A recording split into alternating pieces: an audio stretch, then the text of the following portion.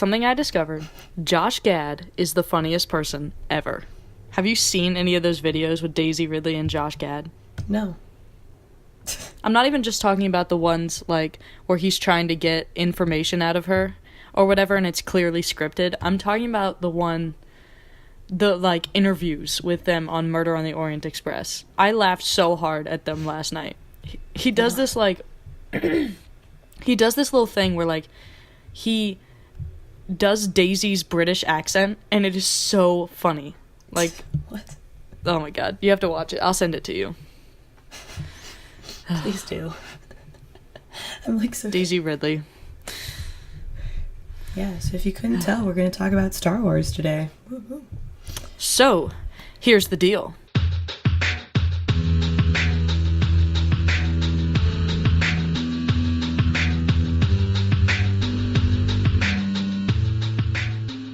Hi, I'm Emily Hazard. And I'm Becca Anderson. And this is a pop culture podcast where we talk about anything that we want to in pop culture. Because we can. And, yeah, because we can. And, this week we're talking about The Last Jedi / Star Wars / just the sequel trilogy and how freaking excited we are for it. Yeah. Pretty much. I mean, we're going to talk about The Force Awakens too, so... But yeah. So, two other things. One, we're both sick, so this might sound horrible. And two, I'm having technical difficulties with my official microphone, so I'm recording this on a phone. So, there's a possibility that this may be our worst podcast yet. So, challenge accepted. Yeah. So, I just wrote some stuff down. I guess we'll start with The Force Awakens, because that only makes sense. yeah. We're not going to do, like, a full recap or anything, but I just wrote down a couple notes, so you ready to get started? Of course. Alright, so, it's December 2015. You just walked out of The Force Awakens for the first time in the theater. What are the first things you're thinking? I think the first thing was just like, holy crap. Because, I mean, it was so good, but I think the biggest thing was walking out. And I loved the character of Rey. Like, this was the first thing I had seen Daisy Ridley in, and I loved her. She just does such a good job in this movie. And I literally just remember being like, she was awesome. It's so cool. Like, and yeah. We finally have, like, a female character. Like, because, I mean, well, we had Leia in the last, in the original series, in the prequel. Padme in the prequel. Yeah, no, she wasn't in the prequel. But neither of them really left that big of an impact on me. Well, because they weren't the main heroes anyway. Yeah, see, and I mean, Padme annoyed me. And then I liked Leia, but again, like, she wasn't the main character, so Hero. I never... Yeah. Like, I never really connected to her all that much, and so I kind of liked having Rey as the main character because I really felt like I connected a lot to her character. Mm-hmm. I mean, I have a little, like, we're going to have a whole section on Daisy Ridley and how just she blew it out of the water. Mm-hmm. Blew it out. But just to speak a little bit to that, like, I'm walking out of the movie theater. I went and saw it with my brother, and I saw it at, like, 9 a.m., and there was, like, a line outside of the movie theater at 9 a.m. And just for, like, perspective, I went to see this movie because it was a Star Wars movie. I didn't watch any of the trailers. I was just like, hey, the semester just ended, and it's Star Wars. I might as well. And I walked in with that attitude, and I walked out with my mind completely blown. Yeah. Like, that, I walked out, and I was like, Elliot, and that's my brother's name, Elliot. I was like, Elliot, that might actually be the best movie I've ever seen. Like, it was so good. Yeah. How many times have you watched it? Well, how many times have I watched it in total? 33. Wow. Actually, I freaking love this movie. Well, I'm talking about, like, from start to finish. Like, I watch clips of it. Gotcha. Every once in a while. But, like, start to finish, I've watched this movie 33 times. And honestly, I still love it. Mm-hmm. Every single time. It's not like, oh, I'm sick of this. No, it is almost a flawless movie. And I'm not ashamed to say that this is, like, not just my favorite Star Wars movie, but it's, like, my favorite movie of all time. So, yeah. That's what I thought when I walked out of the theater in 2015. Like, holy shit, was kind of, like, the first thought in my head. Yeah. So, yeah. And anything else you want to add to that? Not really. You kind of covered it pretty well. Yeah, and we'll talk about Rey and Daisy in a little bit. Mm-hmm. So, I just kind of thought it'd be fun to do top 10 moments from The Force Awakens. Okay. And see what we got. So I have some honorable mentions before I even get to my top 10. Do you have any honorable mentions? Nope. All right, so I have 3. Rey and Leia's hug near the end of the movie. I don't know, it's just like... I love it. Rey's entire introduction, because if you remember, we're introduced to her and we... For the first, like, maybe 20, 30 seconds, we have no idea if she's, like, a girl, a boy. We don't even know if she's human because she has, like, a mask on. I just love her whole introduction. And then we see, like, her everyday life. Yeah. And Daisy doesn't even have a line of dialogue until she speaks, like, alien. It's like, Talama Parkwa or something like that. And she doesn't say anything in English for so long. And I think that that's such an interesting thing to do. It's, like, introduce this character without... any speaking. And then Chewie's humor in this entire movie was so funny. Like, Chewie was the MVP for, like, comedy in this movie. It was great. It makes me laugh every time. Yeah. You want to do your number 10? Sure. So one of the things that I kind of really liked, and this is a totally, like, vague general thing, but I wrote the whole Rebel base, because I felt like they just did such a good job with, like, the set of that and everything. Mm-hmm. And it was just so cool, like, all the different places we were around it. And it was also just kind of cool, you know, thinking about it since the 6th movie and how, you know, like, they didn't have too much in those movies. Like, I felt like all their bases kind of kept getting destroyed. Well, you're not going to be happy then. The beginning of 8, I'm like 98% sure they're going to destroy that base. Whatever. Well, in this movie, the base was cool. Yes, it was. So, meh. So my number 10 is just Maz Kanata as a character. I thought that she was fantastic. Yeah, like, when cool. I saw her, I was like, I don't know. Like, with each new character, I was, like, uneasy, because I was like, I'm liking this movie. I really like it. But, like, you could add a character, and I can, like, end up not liking it. And they added her, and I was like, instantly, I was like, this is, like, the grandma or something, and she's awesome. I love her so much. I kind of hope she comes back. She will. Spoiler. Well, no, I mean, the actress who plays her has, like... already said, like, I'm back. So It's not really that big of a spoiler. Okay, so my number 9 is R2-D2 waking up with the piece of the map. Sweet. And I just kind of like that whole scene, like, with him and then BB-8, how, like, he is the one that wakes him up. And I don't know, it was just kind of cool, like, bringing back the whole, like, old people, R2-D2. Mm-hmm. I don't know. I like him. All right, my number 9 is BB-8's thumbs up, because I don't care, like, what audience you saw it with, it killed in every showing I went to. And I went to this movie 5 times in the theater, and it killed every time. Yeah, it was so good.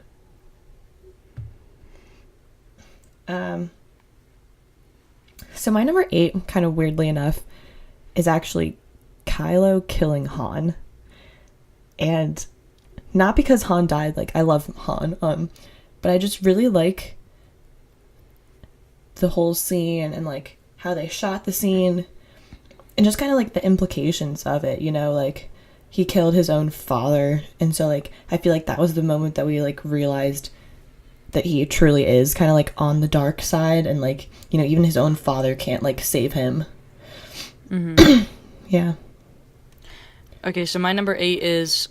Rey using the Jedi mind trick to escape from Daniel Craig as a stormtrooper.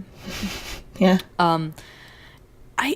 It just was, like, such an epic moment in the theater when, like, everyone in the theater realized what she was doing, and they were like, oh shit. Like, that was kind of like how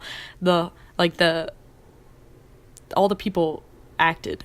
It was just like, holy crap, she's actually doing a Jedi mind trick. Which, like, I would like that to be explained a little bit, but it was freaking awesome.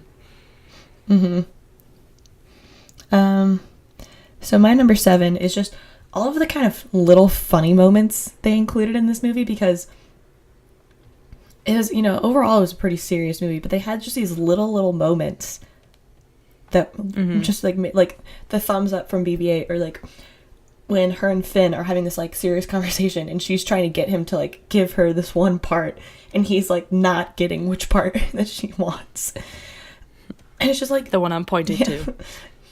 And it's just like those kind of moments just make it like, it just like adds a little bit of humor to it, and I really enjoyed those. It was good. One of my favorite tiny little moments like that is when Chewie like straight up tackles Phasma, and it's just like, "Grrr!" And then like tackles her, and then they like do a quick cut from that scene, and Finn's like, remember me? And it was just so funny. Or like when Han is like doing his chin thing and nodding at Finn, and Finn's like, why are you doing that? Why are you doing this? Like, what are you trying to come up with a plan? Yeah.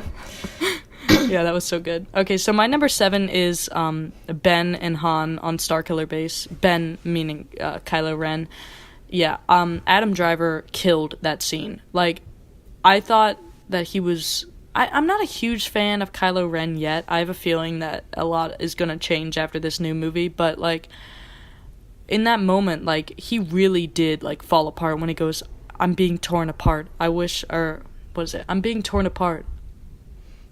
I want to end this pain, or something like that. And it was so good. Good job, Adam. Yeah, it was really good.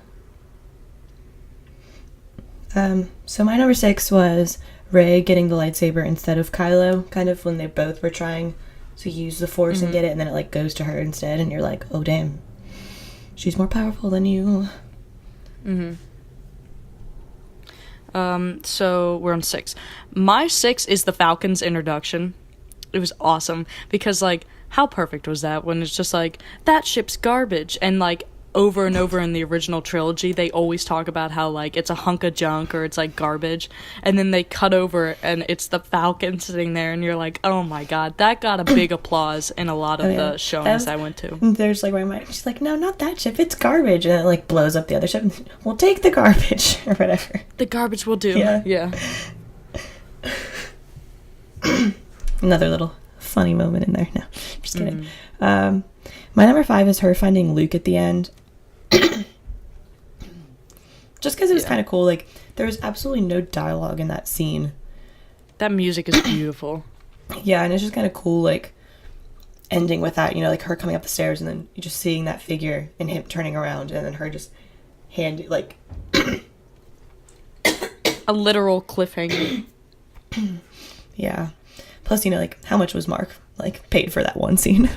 He was paid way more than Daisy. I know. And literally for that, like, one scene and no dialogue. Yeah. So my number 5 is the Force Back, which is, like, the flashback thing she has when she touches the lightsaber. Because, like, not only just because it opens so many doors and because it was so cool, but also just, like, the concept of it is genius. Like, think about all the different directions that people... If future directors and like JJ can go, Ryan can go with just this idea of the Force Back. Yeah. And part of my little like fan fiction is that, and maybe we'll talk about it later, or maybe I'll just say it here. There's a specific scene in that Force Back where it's like Kylo Ren in the rain and Rey's on the ground and it's nighttime and he's got his like lightsaber out, and I'm gonna say it right now, and I'm probably gonna be wrong, but I don't think that one was a flashback. I think that's a flash forward. I think we're gonna see that scene in the next movie. Interesting. I really want that to be it. Yeah.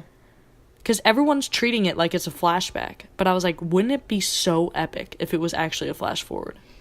Yeah, that would be super cool. So my number 4 was the Force Back, as you're calling it as well.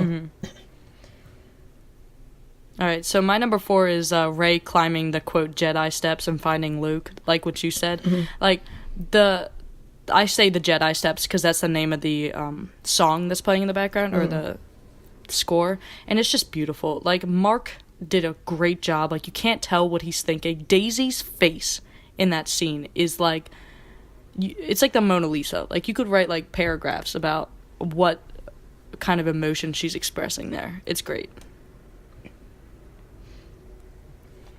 Yeah, both of them just did such a good job with like that zero dialogue in it. I feel like you get so much from that scene. What a great way to end the movie too. What a great way to end the movie too. Yeah. And it's like a great way to start the next movie, because that's where it's starting from. Yeah. Alright, yeah. So my number 3 was Rey using the Jedi mind trick. I just, like, I think that was so cool, because I feel like, all the little moments in this movie where you kind of get the, like, impression of how powerful she is, and I just really like how they just don't, like, outright say, like, oh yeah, you're a powerful Jedi.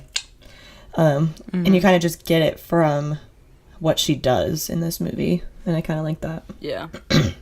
So, my number 3 is the interrogation scene with Rey and Kylo, because, like, if you're watching this movie, and it's, like, December 2015, and you're like, yeah, Rey's pretty cool, like, I'm really liking this Daisy Ridley girl, I gotta look her up when I get home, and then you watch that scene, and you're like, she just took Rey from here to here. Like, she just totally, like, Rey is, she's awesome. When she's just like, you're afraid that you'll never be as strong as Darth Vader. And I was just like, yeah, you tell him. Like, fight back. Yeah. Or just, actually, that was, that scene was what Daisy used to audition. And if you go on YouTube, you can watch her audition with that scene. And there's, like, she's amazing. There's, like, tears coming down her face. And she's like, get out of my head. It's brilliant. She did such a good job in that scene. Yeah, it was awesome. That was actually my number 2 as well, so. Okay, so my number 2 is the market chase and then subsequent escape from Jakku. And I say that, I put that as 2 because, like, every time I go back and I, like, oh, I don't have time to watch the whole movie, but I want to see a few clips, I always go to that one first. It's just, like, the way it's filmed, with them running, you know, holding hands. I know how to run without you holding my hand. And then, like, they discover the Falcon. And then Rey starts piloting the Falcon. She's not that great at it in the beginning, but then she, like, really learns. And there's so many cool shots. Like, what JJ does with the camera is something that we've never seen with the Falcon. There's one scene where it, like, goes around a bend and it, like, hugs the ground. So it's, like, kicking up sand. It's just such a pleasure to watch every time. It's just, like, holy crap. Every time you watch it, you're like, how did they do this? It's awesome. Yeah. So that was actually my number 1, because the whole sequence of events of them escaping from Jakku is it's just really cool. Like, I just love it. There's so many good camera shots, as you said. And for me, that just was, like, it's just the start of their whole, like, adventure, and I love that scene so much. Yeah, what a great way, like, to push these characters, like, together very quickly instead of, like, expositioning to each other. It's like, nope, we're friends now because we both escaped together. Yeah. So yeah. My number 1 by far is the moment when the lightsaber goes to Rey instead of Kylo. That whole, like, it felt like the entire movie was like a drum roll for this moment to me, because you're watching the movie and you're like, wow, this girl's really powerful, like, she's proving it again and again and again, but she's never held that lightsaber. She's never held the ignited lightsaber, and you're like, is it gonna happen? Because I'm sitting here and I'm like, what's the final lightsaber scene, like the final battle? All we know is that she's knocked out. She was knocked out, and then all of a sudden it goes to her, and the Skywalker theme is playing in the background, and it's just like, that is Star Wars magic right there. Yeah, that was a really good scene. Yeah, so that's our top 10 list. Yeah. So do you want to do a really quick character rankings, like no explanation, just, say sure. it? All right, how many do you have? I have 9. Okay, I have 10. So my 10th is Poe Dameron. My 10 is Luke. Okay. My number He just 9 is doesn't kind of do a joke. anything. Yeah, true. It's John Williams, LOL. Because the score was awesome. Okay, so my 8 is Poe. My 8 is Leia. She didn't do that much for me. Yeah, that's 7 is Leia for me. So my 7 is actually Luke, even though he didn't have any dialogue, because that face at the end. Because of his face. My number 6 is Maz. Okay, mine too, yeah. Okay, 5 is BB-8. Mine is, like, Kylo Ren, and then, like, in parentheses, the rest of the First Order. Because Kylo, like, just... I don't know, like, some people were like, he was the best character, and I was like, no, he wasn't, so you're wrong.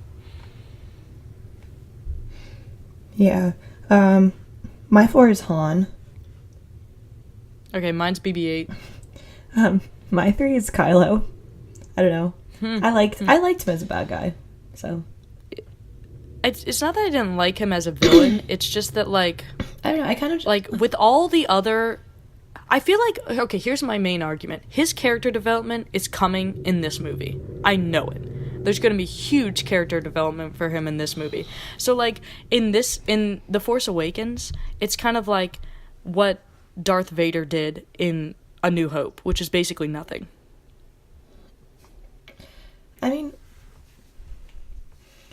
I feel like... He was just introduced, he's the villain, whatever. I mean, we do kind of get some character development with, like, him being Han and Leia's, like, kid, and who was taught by Luke and all that kind of stuff.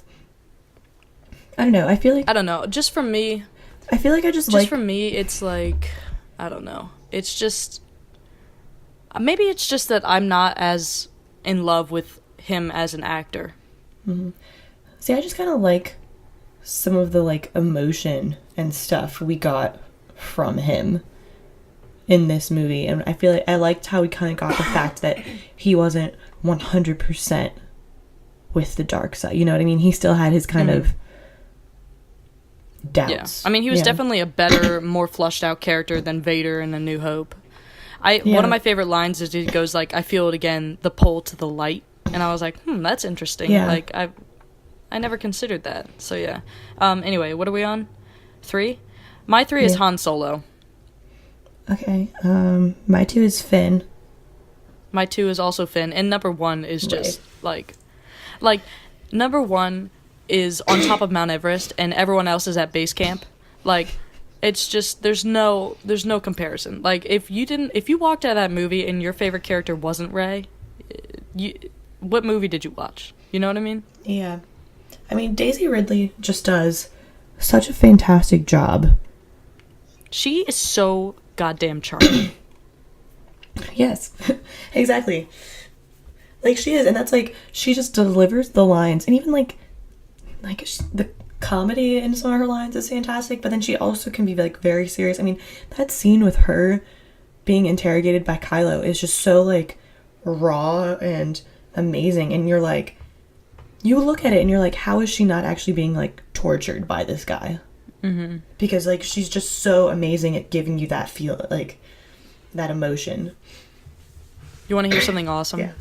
She said recently in an interview, I think, this is me, I'm not quoting, so don't quote me, but I think that Rey's journey in The Force Awakens was more of a physical journey, and in this one, it's more of an emotional journey. And I was like, we're getting more emotion? I was so pumped when I heard that. I was like, yes, kill it, Daisy. Yeah. So anyway, that's actually kind of a good segue, because I want to talk about Daisy Ridley as Rey, and Rey just as a character. Mm-hmm. So basically, if you look at this movie, if they did not cast Rey correctly, the whole story would have been messed up. Oh, yeah. I mean, it really, really, what's the word? Not lingered, but... well, it's kind of like... Hindered? No. Well, I mean, with any good, like, series kind of movie, the main characters have to be cast right, or else the whole series is just kind of ruined almost. Because, like, a person, like, if you think about a Rey as being someone else who doesn't necessarily give some of those emotional like sequences, I feel like you don't connect as much to them, like, and then it is kind of like hard because, you know, like my and like an example of this is just like going to like the Harry Potter series and how like they spent so much time casting some of these actors because they're like, we have a whole 7-book series to like that like depends on this decision, and like if we do this wrong, then the whole thing is like messed up. No matter how good the directing is, how good the other characters are, if you mess up the main characters, it's the whole like I know what you like mean. the whole sequence would fail. Yeah, it's like a bad foundation. You can't build off of it. Yeah. So this is actually her first movie. Her first movie. I was like, where did you find this girl, JJ? And thank God you did, because she is just, I mean, Daisy Ridley could literally have like chemistry with a pile of trash. Like, I don't know how they found her, but it's awesome. That's I always just like when movies, and especially like really, really big movies like this, find unknown actors or like actresses, and then you're like watching this and you're like, how does this person not have like a multi-million like dollar like career already, because they're amazing. And yeah. So like, also, I've never connected so much to a movie character ever. Like, I've had really deep connections with TV characters, but I think that's because I have more time with them. Like, in 2 hours, or like 2 hours and 15 minutes, Daisy Ridley and Rey, I have such a deep connection to this character, and I have a kind of a theory about it. I mean, Rey is supposed to be about 19 years old, and she's supposed to be kind of confused about the world that she's in, and, you know, a little scared, and I don't know, and trying to figure out what her path is. Meanwhile, I'm 19 years old, or around 19 years old, and in college, so I'm trying to figure out what my path is in the world, and I feel like for the first time this is a female lead, and it's like I finally feel really connected to them, and I was like, this must be what teenage boys felt with Luke in the original trilogy. Yeah, and that I think is why I like this movie so much, is because I connect so deeply with her, because even the original 3, so 4, 5, and 6, I still love them. I think like they're fantastic movies. Like I've still rewatched them, you know, like a ton of times, but I've just never really connected as much with some of those characters as I do with Rey. Yeah. And I think that just makes the whole movie watching experience different when you connect with well, especially because in the promotion for this movie, they kept Rey on the back burner because it was supposed to be kind of a twist that, no, you think that John Boyega's character Finn is the main character, and then you walk into the movie and it turns out that Rey's the main character, and like I loved that twist because, you know, I hadn't done any research. I didn't see that coming at all, and I was like, this is brilliant, like holy crap. Well, that was because even in the trailers, you know, it wasn't like, look at this girl go through her whole life, and it was, you know, it was, there were... In the trailers, they set her up as a supporting character. Yeah, like the secondary character. They focus, a lot of the scenes in the trailers is based off Finn. And so you're like, oh yeah, he's the next Jedi, you know, whatever. And then you kind of get there and it's like, oh no, she is. Yeah, but it's not so in your face. It's like subtly. You're like, wait, who is the main character? And then at the end when she like gets that lightsaber out of the snow, you're like, yep, my girl's the main character, and it's awesome. Yeah. Yeah. And also, I think it's genius that they have a female, because just to get a little weird, the female body moves differently than the male body. So it's literally going to look different, just in general. Like, her facial expressions are going to be different. The way she moves is going to be different. And one last thing about JJ and how I love him so much is that they didn't sexualize her at all. Yeah. There's not one bit of, like, they literally put her in something that a young man could have worn. I mean, yeah, it looked a little flowy or whatever. Maybe it was a little bit more feminine, but Luke pretty much wore the same thing. Mm-hmm. Well, that's, I think, one of the cooler things about her as a main character, because, you know, you see other movies where females are the main character, and they are kind of a little bit overly sexualized and kind of things. So, like, you know, young boys in that can't really relate to that because they're like, well, I'm not a girl, like, whatever. But I feel like having her, like, they didn't really focus on the fact that she was, you know, like, there weren't all these characters being like, oh my god, that's a girl. They were just kind of like, yeah, no, she's a girl, she's a Jedi, like, whatever. Mm-hmm. And so I feel like she's really relatable to, like, both boys and girls. And so I think that also just makes her really successful as a main character. Yeah. I just really love that they didn't over-sexualize her because it, like, defeats the whole purpose. Like, Wonder Woman, we're supposed to be like, yeah, she's this strong, like, female superhero. But, like, look at what she's wearing. Yeah. I mean, she is, but, like, look at what she's wearing. It's so obvious to me that they're trying to sexualize her that was gonna be, to get more, like, people in the theater. My example, because everyone kind of talked about Wonder Woman in the new movie that came out as being, you know, this huge thing of having this female main character, and especially in, like, Marvel, because, you know, that never happens. But I still kind of felt like, you know, like, watching it, you know, like, it was a great movie and everything. But it was still, like, I feel like guys can't relate to this because she's, like, her boobs are literally, like, hanging out, like, you know? Yeah. And so, like, I feel like young guys would look at that and be like, ugh, no, I don't want to. To me, it's just, like, Rey is, like, 7 times cooler just by her look than Wonder Woman is. Even though Wonder Woman has all this, like, metal and, like, I don't know, just, like, Rey is, like, a scavenger and just, like, she just looks so much cooler to me. She's basically a homeless so man. much better. Yeah. Alright, so you ready to move on to The Last Jedi? Oh, yeah. Alright, so do you have any plans to see the movie? I don't have any, like, set in stone plans, but when I get home from school, I'm seeing the movie. Mm-hmm. End of discussion. But no, I haven't, like, bought tickets or anything yet.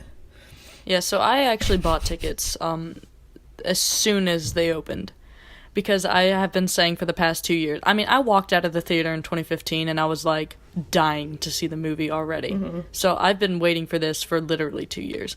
And we're recording this with 11 days to go. But anyway, I bought tickets, 2 sets of tickets for the night of. So I'm seeing it at 6 p.m. and then I'm going to have a break and see it at 11 p.m. So I'm double dipping. Gross, but awesome. I'm pumped. I am so pumped. Yeah. So, have you watched any of the trailers and various TV spots? I've seen a couple of the trailers. I haven't actually seen any of the TV spots, so probably going to venture into that soon, but it's 95% shots that you've seen, and then they'll give you, like, 1 or 2 lines of dialogue or, like, 1 or 2 new clips, and that's it. I feel like they are really kind of trying to keep the plot of this movie in wraps, because for most of the trailers, you know, you see these lines and you can kind of be like, oh, maybe that's Rey turning on Luke or whatever, but you don't really have anything like, well, I know this happens. I mean, the only thing that we really know that happens is Leia is most likely going to die, but, you know, that's because Carrie Fisher I wouldn't even say that. I don't know. I seriously don't know. Well, also, you have to look at, she's going to be written out somehow. She's going to be written out, yes, but, like, I don't know if she's going to die. But what I was saying is that look at the Force Awakens trailers and then what actually ended up happening in the movie. If they do anything like that, we have no idea what we're in for.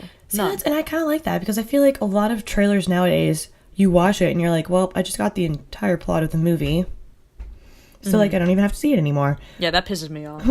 Yeah. Well, Rian Johnson specifically had, like, talked to the marketing team, and that he was like, I'm gonna write down a no-fly list. You cannot show this under any circumstances. You cannot show the, like, you know, and it was just a list of stuff. Yeah. And I was like, good. That's what we like. That's good. Yeah. So that's kind of what I like. Is right now it's really, like, up to your imagination as what you think is going to happen in this movie, because there are just shots like, you know, you have that shot of Rey coming out of the water and, you know, all that stuff, and you're like, oh, well, obviously, like, she just whatever, blah blah blah blah blah. And I kind of like that, because you get so many different fan theories and stuff, and, like, half of them are like, that would never happen like that, but then others are like, oh my god, that's what. I just can't wait to see how many of the fan theories are actually correct. Yeah. Or like how many things that I thought that actually come true or whatever, or I think. Yeah, because I still think them. Speaking of fan theories, let's move into some theories, okay? Yeah. All right, so I thought that I might just say a few theories and then get your reaction on it. All right. And so we're just going to start by taking a huge bite. Rey's parents. Okay. Biggest question coming out of The Force Awakens, and now the way that they're talking about it makes it seem like it doesn't actually matter. So Daisy has said, like, she basically has all but implied that, yes, we're gonna find out in this movie, which, thank God. If they made us wait till 9, I would have died. But the way she speaks about it is that it actually isn't super important. It's like a fun little like piece of information to know, but like it's more about the relationships in the future. Yeah. Which like I like, but I'm also sitting here like, how can it not matter who like her parents are, like all this stuff? Because I feel like everyone's just been focused on it for so long, and I'm like, how can it not matter? Like, or whatever. But if you had to say right now what you want it to be, not what you think it's going to be, but what you want, what would you say? I think... Ooh, that was really loud. I think... What you want, not what you think. I'm trying to think. Personally, I think the best person for her, like, family to be... I think it would be cool if she was a Kenobi. Because I feel like... Okay, that's cool. A Skywalker would kind of be like, didn't we kind of already do this? You know, with Luke. But... Is that what... okay, so now what do you think it's going to be? Same thing. Okay. Interesting. Okay, so what I want in my, like, personal fan fiction, like, happiness fantasy is a Skywalker. Like, that's what I want. What I think might be slightly different, because you have to think of a broader scope here. Actually, though, what I think is... God, it's so hard. And I don't want to be wrong. I don't want to come back to this in 11 days and be like, wow, I was a freaking idiot and I was wrong. I honestly think that Skywalker has a very big chance that she's a Skywalker. Because, now listen to this, and this doesn't have anything to do with, like, the plot of The Force Awakens. This is solely based on marketing. Because we're doing a podcast on Star Wars, are probably part of the 3%, 2% of biggest fans. So we understand all this stuff. Like, we understand if she happened to be, like, a Palpatine, or if she happened to be, like, something out of complete left field, we would get it and we'd be like, cool. But the general audience will have such a hard time understanding some of these. Yeah.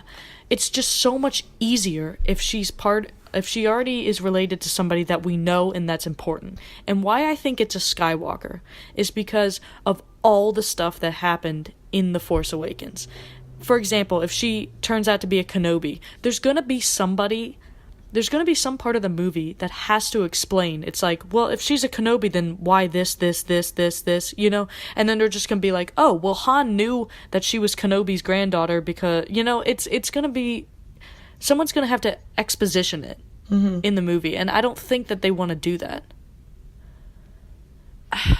Okay. It seems like if they revealed that Rey was a Skywalker, it would just be like, okay, cool. And then they wouldn't have to exposition it because it already makes sense. But if they do something like, well, she's a Solo, then somebody will be like, well, but Han and Leia didn't remember who she was because their mind was wiped, or because, you know, she's older or what, you know, it's like there has to be some sort of explanation for it if it's anyone else.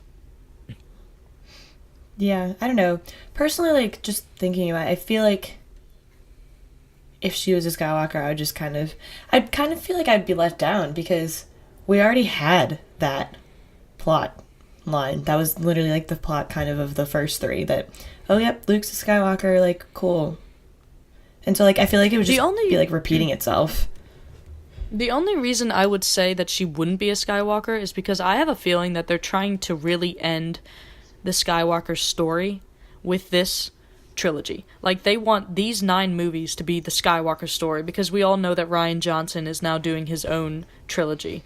in the far future. He's doing his own trilogy that has nothing to do with the Skywalkers. And my personal opinion is that Kylo is not going to make it out of this trilogy alive. I really don't think he will.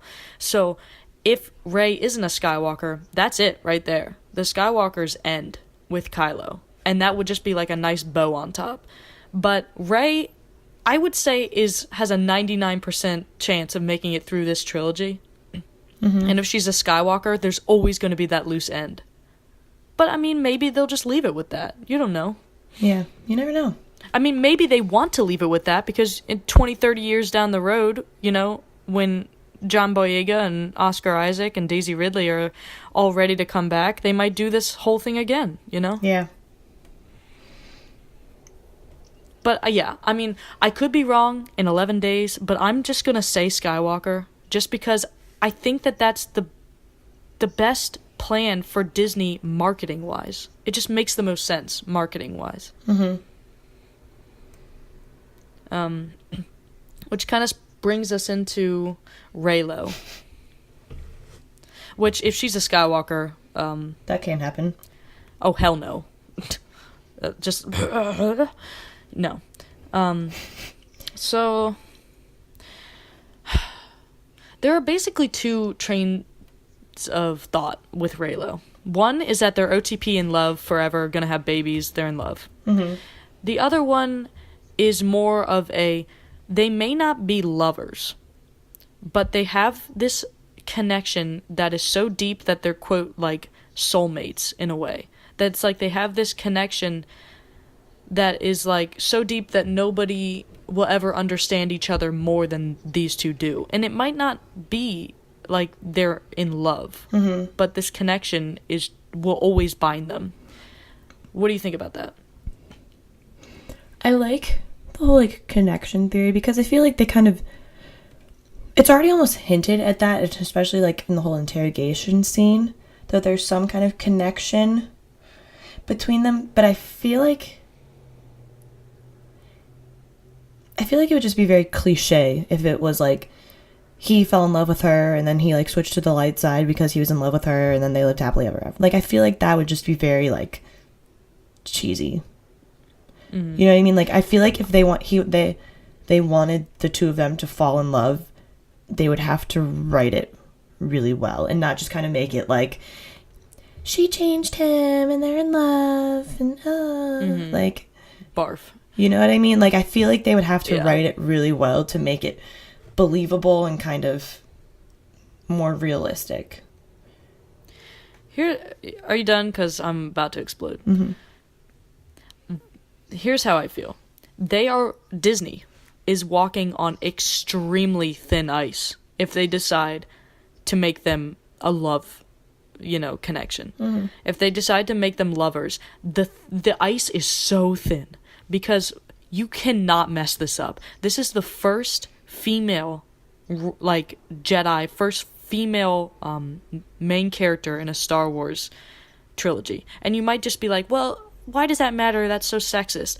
Unfortunately, we live in a world where that does matter. And if you mess this up, you know what I mean? It's like maybe... in the next trilogy, when there's another female main character, it wouldn't matter as much. But this being the first one, they have so many, not expectations, but kind of like you can't mess this up. This is really important to a lot of people. And I've already seen, like, some actual good arguments against Reylo in the lover, mm-hmm. Part of it. Because it's like... I've seen some people that are, like, have been sexually, or not sexually assaulted, but just been, like, mistreated by people that they married or whatever. What do they call that? Abuse? Yeah. So, like, partner abuse or whatever. And they were like, that is scarily close to, like, what he did in that interrogation scene. He, like, literally, like, went inside. There's a line specifically where he goes, I can take whatever I want. Yeah. And it's just, ew. You're like, ugh. And it's like... Yes, I would love to see his redemption arc, and I think that we're going to, but the ice is so thin that I'm like, oh, I don't think you can make them lovers. Mm-hmm. At least not in 8. Maybe at the very, very, very end of 9. But then you also have to worry about the whole, like, what does that say about Rey as this, like, quote, independent female? Where it's like, yes, independent females doesn't mean you have to be alone. But there's so many, it's like walking through a minefield, trying to get them to be like a love connection, which I think it could be done if they do it right. But I just honestly see it as a minefield, and I don't know. Well, I mean, it has to be seen. However, the soulmate connection thing, I'm down. Like, I love that idea. That's genius to me. It's like Rey is the only one that understands him, truly understands him, because she can literally, like, be inside his head, or, like, she feels the same emotions that he does, and so she ends up being the one that explains to the others, like, this guy isn't so bad, like, he still has good in him. Like, I'm down for that. Well, and even, like, to the sense of, like, she understands the whole struggle of, like, because I feel like being so powerful. Yeah, like, I feel like what we're gonna get in this movie is her thing about being so powerful, and then I think she's gonna be tempted, at least, by the dark side. And so I feel like at the end of all this, she's gonna be the only one that really, like, truly understands that pull, and like I think, yeah, she's gonna be like, yeah, I'm a light, like, I like the light side and all that kind of stuff, but I still think she's gonna be like, I understand how it could have been easy to be drawn to that. I mean, another reason they might pair them up just, like, in screen time sake, not just, like, in love sake, is that, like, Daisy Ridley can have chemistry with somebody that has Adam Driver's face, so... Unfortunately, that's his face, and he was born with it. Anyway, so let's kind of move on from that. Yeah, let's move on. I can't talk anymore about it. So they're marketing this movie as the reveal to end all reveals. Like, there's going to be some crazy twist. One, how do you feel about that? And two, what do you think it is? The reveal to end all reveals. Like, they're claiming that, like, this movie has, like, the twist of all twists. Like, it's gonna be insane batshit. Personally, I think, I mean, just completely thinking about that on the spot, I think it might have something to do with who, like, what is his name? Supreme Leader Snoke is. And, like, because I kind of think that he might, he might have a connection in some way to some of the previous characters, or even, like, some of the characters in this movie. And so, because my first thought would be, like, the reveals and all reveals would have been, like, who his race parents are, but then after what Daisy Ridley's been saying, and kind of what all the other people have been saying about that, I feel like that's not going to be this huge reveal. And so, I don't know. So I'll go with that. Of, like, who Snoke is and how he's connected, and kind of, like, that part. I don't know. Does that make sense? Right. Yeah, that makes sense. And this is a tiny minor spoiler, but they have hinted at the fact that Snoke has a relationship with the Resistance, and there is a personal vendetta is why he is angry with the Resistance. Yeah. Which, like, if you didn't put that together, I mean, come on. But yeah. I think the huge reveal is going to be, like, what his connection is, and, like, that we're not going to have, like, thought about, or you know what I mean? I kind of think maybe this isn't a quote reveal, but I think that one of the big twists is going to be this weird, like, emotional, ambiguous cliffhanger at the end, where we walk out of it and, like, the first question is, like, what just happened? And I think it's going to have to do with Rey, Luke, Kylo, and Snoke. Those four are going to have some sort of, like... Because at the end of The Force Awakens, our biggest question was, like, oh, who are Rey's parents? But I feel like at the end of TLJ, it's going to be, like, is Rey really, like, who is Rey? Yeah. Is she really who we thought she was? Like, who is good and who is evil or whatever? Yeah, it's going to be very ambiguous. And Daisy keeps saying that over and over again. She's just like, when people are like, oh, are you going to fall to the dark side? She goes, I don't really see it as light and dark. I see it as kind of like this, like, the lines are really blurred in this movie. And so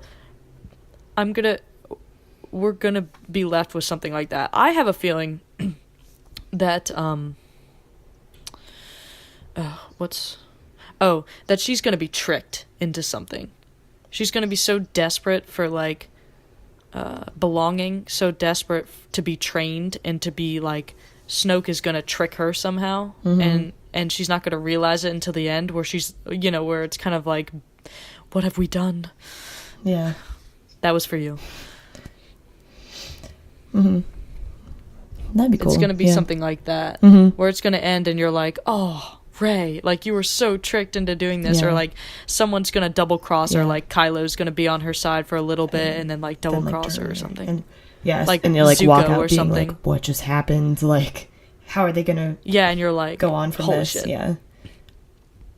Like, I almost see it as like, what if Rey and Kylo team up and they're like, let's take down Snoke or something like that. Like, at the end they team up, like, maybe Snoke is torturing Rey in that scene that we saw in the trailer, and then Kylo's like, I can't take this anymore because, like, we have this connection and I actually do care about her a little bit. And they try to, like, kill Snoke or something, and maybe they do kill Snoke. Maybe Snoke doesn't make it out of this movie, and then Kylo does that thing where it's like, he could be on the light side, and it's right there, but it's just the dark side is so tempting to him that he does the Prince Zuko thing from Avatar, and joins the dark side again, and he goes, well, now it's my empire, and Rey is like, what have I done? Like, I can't believe that we teamed up, or something like that. Yeah. That would be cool. I just want to know. Or even, like, her turning to the dark side at some point. But again, I don't know if it's going to be like, oh, well, now she's evil. You know what I mean? I feel like it's going to be like, is kind she of evil? ambiguous. Like, I feel like that's going to be the question that we walk out with. Was like, who is she? What Rey? side is she on? Yeah, like, what is happening with Rey? Like, is she really who we thought she was? Yeah. So we're getting down to the last few questions I have. How do you feel about the double switch? Like, the flip-flop. Kylo kind of is more on the light side and Rey is kind of more on the dark side. I kind of like it. I think it would add, like, a twist to them and make... I don't know. I like it. I can't explain, like... Yeah. I liked that idea until I started hearing Daisy talk about how there really isn't a light and dark side. It's more of a blurred lines. And then I was like, but that okay, could be blurred like lines. How both of them are, like, their true, like, identities are kind of blurred, or like what side they're on is kind of blurred.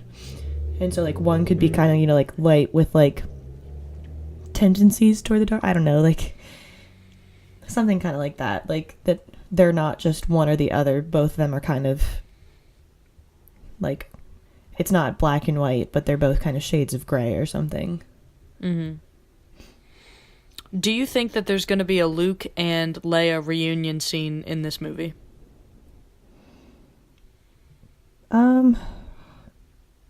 Like, if you had to say yes or no right now.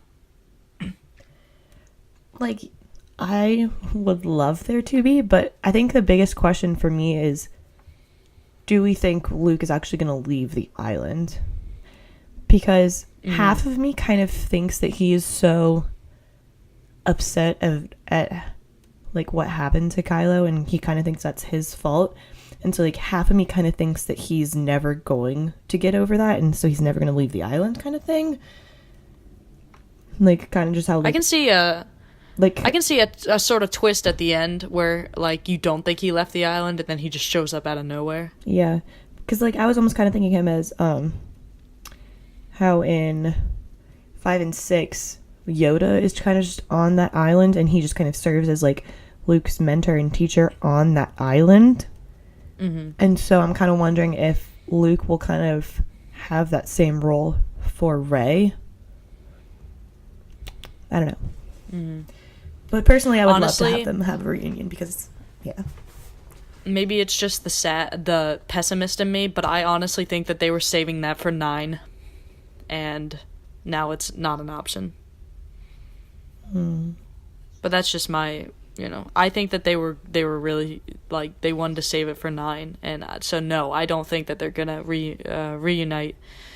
But that could be another sadly. cool, like, emotional thing, is, like, if he was so scared to come off that island at first, and then in 9 he finally does, but when he does, he realizes that, like, his sister is no longer there, and so, like, he missed, like, him welling kind of in self, like, him just being, like, so upset with himself at, like, what he did kind of, like, ruined his chances. I don't know, like, he just, like, missed out on, like, a lot of other things, like, because he's never going to see Han again, obviously, like, I already got that, and so, like, potentially, like, this, like, him hiding and feeling sorry for himself is, like, could have this huge, like, emotional turn for, like, Luke in this one. I don't know.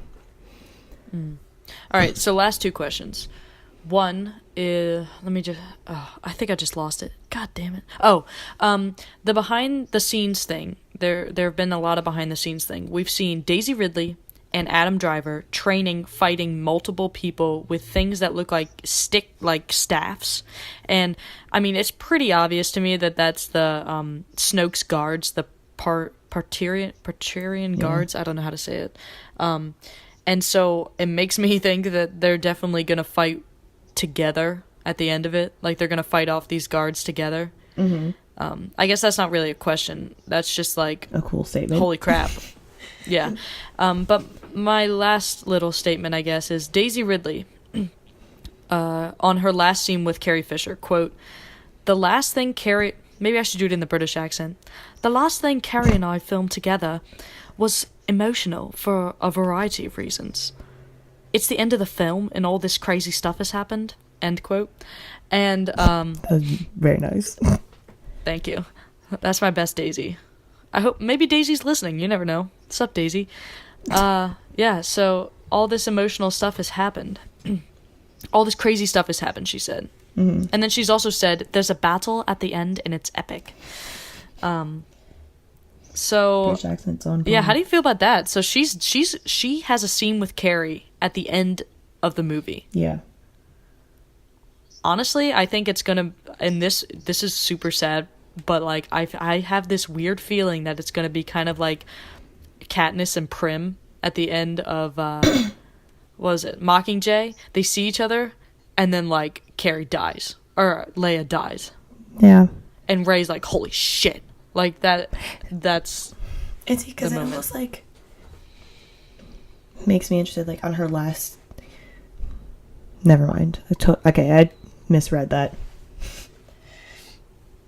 I thought it was Daisy's last scene with Carrie. I thought she said something about like, oh, like, yeah, this was my last scene with Carrie, and I thought like she meant like something like, I knew it was my last scene with Carrie Fisher, and I was like, how could she have known Carrie Fisher was gonna die? But then I was like, oh, maybe because she's like saying like, oh, because Leia dies in that scene, but that's not what she said.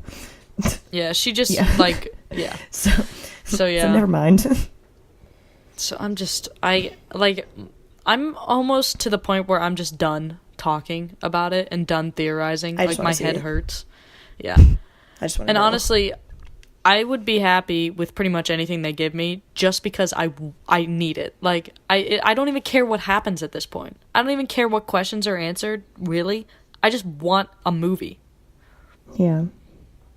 Yeah, so that's where I'm at. I'm just excited. But that was really fun, all these predictions. Yeah.